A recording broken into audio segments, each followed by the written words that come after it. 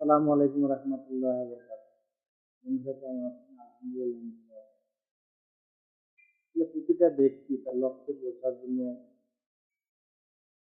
অনেক কিছু করতে হয়। সেই লক্ষ্য পৌঁছানোর জন্য অনেক বাধার সম্মুখীন হয়। অনেকে অনেক কথা বলতে যায়। সে কথা শুনে আসলে আমাদের সামনে আসে। আমাদের লক্ষ্যে পৌঁছার জন্য যে কাজ, তাহলে তো আমরা সফলতা পাই। আসলে কে কি বললো সেটা দেখা যায়। যে লোকে অনেক কথা বলবে, আমাদের লক্ষ্য থেকে ধাবিত হবে। পৌঁছানোর জন্য শ্রম দিতে হবে। শ্রম দিতে হবে। তাহলে আমরা ভালো থাকবেন। তো আপনারা করে বাজে লোকের কথায় কান দিবেন না।